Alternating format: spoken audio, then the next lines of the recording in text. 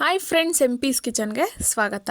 ನಾವು ಇವತ್ತು ಮಾಡ್ತಿರುವ recipe tasty red sauce pasta.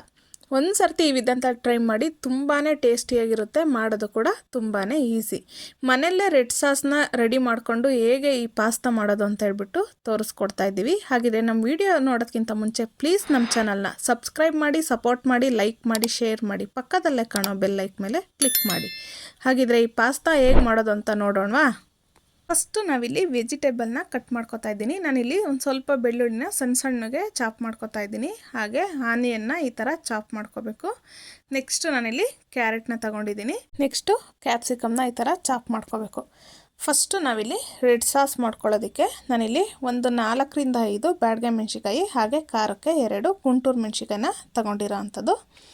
ನಾವು ಫಸ್ಟು ತೊಳೆದ್ಬಿಟ್ಟು ಇದನ್ನು ತೊಗೋಬೇಕು. ಅದರೊಳಗಡೆ ಡಸ್ಟ್ ಇರುತ್ತೆ, ಅದಕ್ಕೋಸ್ಕರ ನಾವು ರೆಡ್ ಸಾಸ್ ಮಾಡ್ಕೊಳ್ಳೋದಕ್ಕೆ ಫಸ್ಟು ನಾವು ಮೆಣಸಿಕಾಯಿನೆಲ್ಲ ಚೆನ್ನಾಗಿ ಕುಕ್ ಮಾಡ್ಕೋಬೇಕು. ಅದಕ್ಕೋಸ್ಕರ ನಾನಿಲ್ಲಿ ಒಂದು ಕಡಾಯಲ್ಲಿ ಅಥವಾ ನೀವು ಯಾವ ಪಾತ್ರೆಯಲ್ಲಿ ಒಂದು ಸ್ವಲ್ಪ ನೀರು ತಗೊಂಡು ಈಗ ಅದಕ್ಕೆ ಸೇರಿಸ್ಕೊಂಡಿದ್ದೀನಿ. ಹಾಗೆ ನಾನಿಲ್ಲಿ ಒಂದು 3 ಮೀಡಿಯಮ್ ಸೈಜ್ದು ಟೊಮೊಟೊನ ಕಟ್ ಮಾಡಿ ತಗೊಂಡಿರೋಂಥದ್ದು. ನಾವು ಜಸ್ಟ್ ಕಟ್ಸ್ ಹಾಕ್ಕೋಬೇಕು. ಇದನ್ನು ಓಪನ್ ಆಗೋ ಥರ ನಾವು ಕಟ್ ಮಾಡ್ಕೋಬಾರ್ದು. ಅದರೊಳಗಡೆ ಇರೋ ನಮಗೆ ಹುಳಿ ಎಲ್ಲ ಆಚೆ ಬಂದುಬಿಡುತ್ತೆ, ಅದಕ್ಕೋಸ್ಕರ.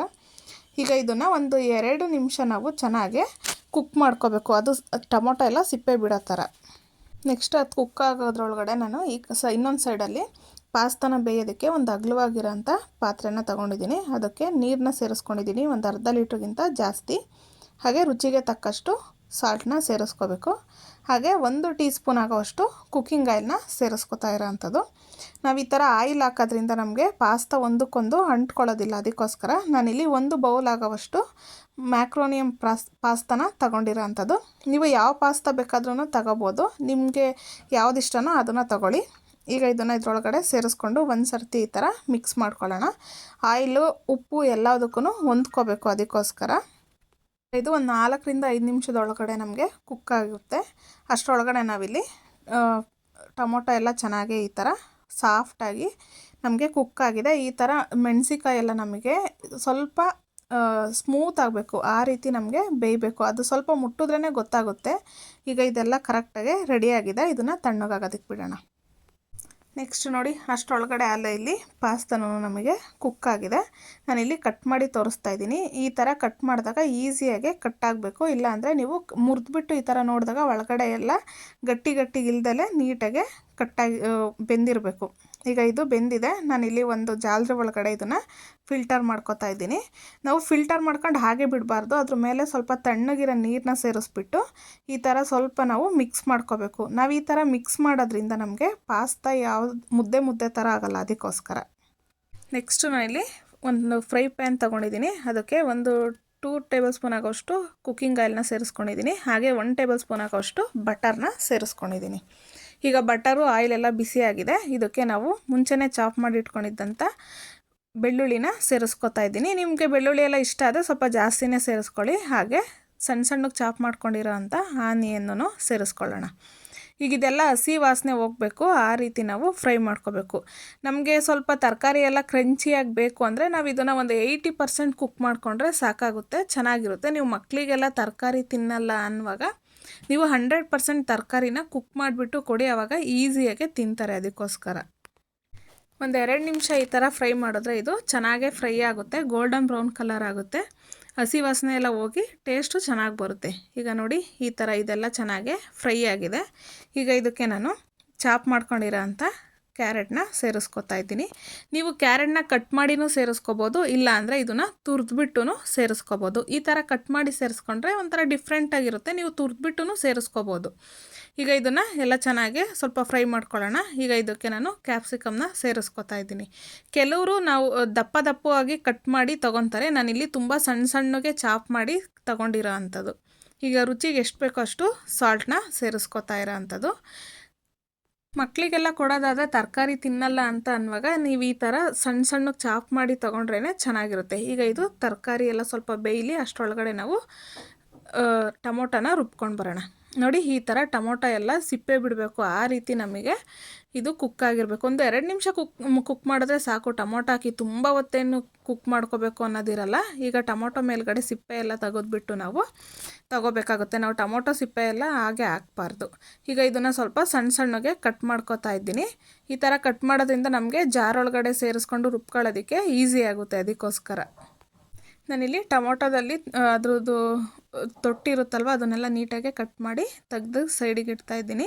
ಈಗ ಇದನ್ನೆಲ್ಲ ಸಣ್ಣ ಸಣ್ಣಗೆ ಕಟ್ ಮಾಡ್ಕೊಳ್ಳೋಣ. ಸ್ವಲ್ಪ ತಣ್ಣಗಾದ್ಮೇಲೆ ಈ ಥರ ಕಟ್ ಮಾಡಿಟ್ರೆ ಬೇಗ ತಣ್ಣಗೂ ಆಗುತ್ತೆ. ಅದಕ್ಕೋಸ್ಕರ ಈಗ ನೋಡಿ ಇದೆಲ್ಲ ತಣ್ಣಗಾಗಿದೆ.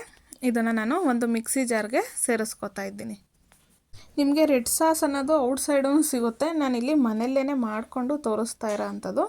ನೋಡಿ ಈಗ ಬೆಂದಿರೋ ಅಂಥ ಮೆಣಸಿಕಾಯಿನೂ ಸೇರಿಸ್ಕೊಳ್ಳೋಣ. ನಾವು ಚೆನ್ನಾಗಿ ಕ್ವಾಲಿಟಿ ಇರೋಂಥ ಟೊಮೊಟೊ ಮೆಣಸಿಕಾಯಿ ತಗೊಂಡ್ರೆ ನಮಗೆ ಸಾಸ್ ಅನ್ನೋದು ಈ ಥರ ತುಂಬಾ ಕಲರ್ಫುಲ್ಲಾಗೆ ಬರುತ್ತೆ. ತುಂಬಾ ಚೆನ್ನಾಗಿರುತ್ತೆ ಟೇಸ್ಟು, ಕಲರು ಎಲ್ಲ. ಅದಕ್ಕೋಸ್ಕರ ಈ ಥರ ನುಣ್ಣಗೆ ನಾವು ರುಬ್ಕೋಬೇಕಾಗುತ್ತೆ.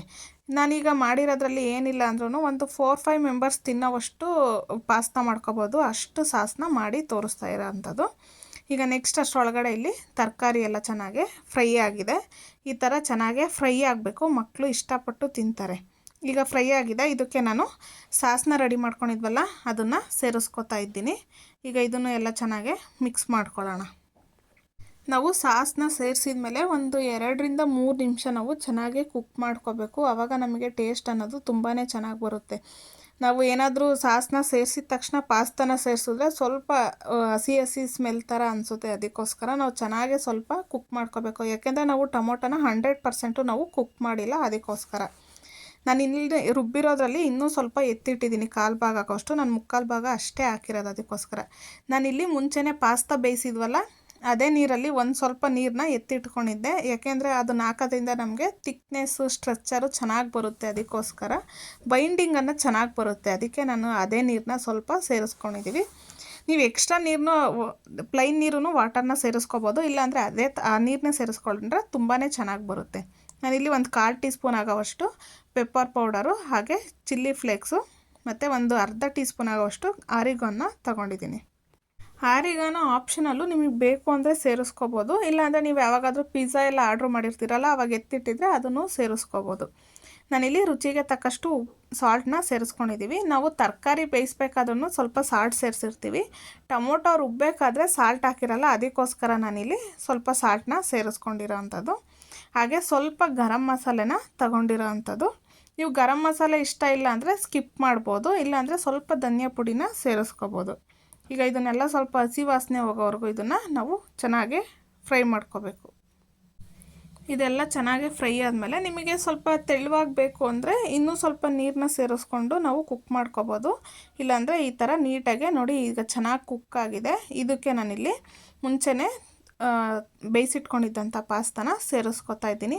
ನಾವು ಈ ಥರ ನೀರು ಸೇರಿಸ್ಬಿಟ್ಟು ಸ್ವಲ್ಪ ಬಿಸಿದ್ರಲ್ಲೇ ನೀರು ಹಾಕಿದ್ರೆ ಈ ಥರ ಒಂದಕ್ಕೊಂದು ಅಂಟ್ಕೊಳ್ಳಲ್ಲ, ಮುದ್ದೆ ಆಗಲ್ಲ. ಅಷ್ಟು ಚೆನ್ನಾಗೇ ಬಿಡಿ ಬಿಡಿಯಾಗಿರುತ್ತೆ ನಮಗೆ ಪಾಸ್ತಾ. ಈ ಥರ ಈಗ ಎಲ್ಲನೂ ಒಂದು ಹಾಗೆ ನಾವು ಮಿಕ್ಸ್ ಮಾಡ್ಕೋಬೇಕು. ನೋಡ್ತಾ ಇದ್ದೀರಲ್ಲ ಎಷ್ಟು ಚೆನ್ನಾಗಿ ಬಂದಿದೆ. ಆ ಕಲ್ಲರ್ ಆಗಲಿ ಅದೆಷ್ಟು ಟೇಸ್ಟಿಯಾಗಿದೆ ಅಂದರೆ ಘಮ ಘಮ ಅಂತಿದೆ. ಅಷ್ಟು ಚೆನ್ನಾಗಿ ಬಂದಿದೆ ಪಾಸ್ತಾ. ನೀವು ಒಂದು ಸರ್ತಿ ಮನೇಲಿ ಈ ಥರ ಟ್ರೈ ಮಾಡಿ, ತುಂಬಾ ಚೆನ್ನಾಗಿ ಬರುತ್ತೆ. ಈವ್ನಿಂಗ್ ಟೈಮಲ್ಲಿ ಸ್ನ್ಯಾಕ್ಸಿಗೆ ಕೊಡ್ಬೋದು, ಮಕ್ಕಳಿಗೆ ಸಂಡೇ ಟೈಮಲ್ಲಿ ಮಾಡಿಕೊಡ್ಬೋದು. ಇಷ್ಟಪಟ್ಟು ತಿಂತಾರೆ. ಚಿಕ್ಕವರಿಂದ ದೊಡ್ಡವ್ರವರೆಗೂ ಎಲ್ಲರೂ ಇಷ್ಟಪಟ್ಟು ತಿಂತಾರೆ ಈ ಥರ ಮಾಡಿದ್ರೆ ನೀವು. ಈಗ ಇದೆಲ್ಲ ಚೆನ್ನಾಗಿ ಮಿಕ್ಸ್ ಆಗಿದೆ. ನೀವು ಉಪ್ಪು ಖಾರ ಏನಾದರೂ ಕಮ್ಮಿ ಇದೆ ಅಂದರೆ ಈ ಟೈಮಲ್ಲಿ ನೀವು ಸೇರಿಸ್ಕೋಬೋದು.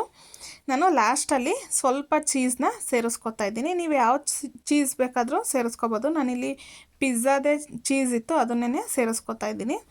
ನೀವು ಜಾಸ್ತಿ ಬೇಕು ಅಂದರೆ ಸ್ವಲ್ಪ ಜಾಸ್ತಿನೇ ಸೇರಿಸ್ಕೋಬೋದು. ನಾನಿಲ್ಲಿ ಲೈಟಾಗೆ ಸ್ಪ್ರಿಂಕಲ್ ಮಾಡ್ಕೊತಾ ಇದ್ದೀನಿ ಅಷ್ಟೇ ಮೇಲೆ. ಈಗ ಇದನ್ನು ನಾವು ಒಂದು 2 ನಿಮಿಷ ಹಾಗೆ ಲೋ ಫ್ಲೇಮಲ್ಲಿಟ್ಟು ಮುಚ್ಚಿಟ್ರೆ ಅದೆಲ್ಲ ಚೆನ್ನಾಗಿ ಚೀಸ್ ಅನ್ನೋದು ಮೆಲ್ಟ್ ಆಗಿರುತ್ತೆ. ನೋಡಿ ಎಷ್ಟು ಚೆನ್ನಾಗಿ ಮೆಲ್ಟ್ ಆಗಿದೆ ಅಂತೇಳ್ಬಿಟ್ಟು. ಐ ಫ್ಲೇಮ್ ಇಡಬಾರ್ದು, ನಾವು ಲೋ ಫ್ಲೇಮಲ್ಲಿಟ್ಟೇ ನಾವು ಇದನ್ನು ಲಿಡ್ನ ಕ್ಲೋಸ್ ಮಾಡಿದ್ರೆ ಈ ಥರ ಚೆನ್ನಾಗೇ ನಮಗೆ ಮೆಲ್ಟ್ ಆಗುತ್ತೆ. ನೋಡ್ತಾ ಇದ್ದೀರಲ್ಲ ಎಷ್ಟು ಚೆನ್ನಾಗಿ ಬಂದಿದೆ ಅಂತ ಹೇಳ್ಬಿಟ್ಟು. ನೋಡ್ತಾ ಇದ್ರೇ ಬಾಯಲ್ಲಿ ನೀರು ಬರುತ್ತೆ, ಅಷ್ಟು ಸಖತ್ತಾಗಿದೆ. ನೀವು ಒಂದು ಸತಿ ಟ್ರೈ ಮಾಡಿ, ಮಿಸ್ ಮಾಡಿದೆ.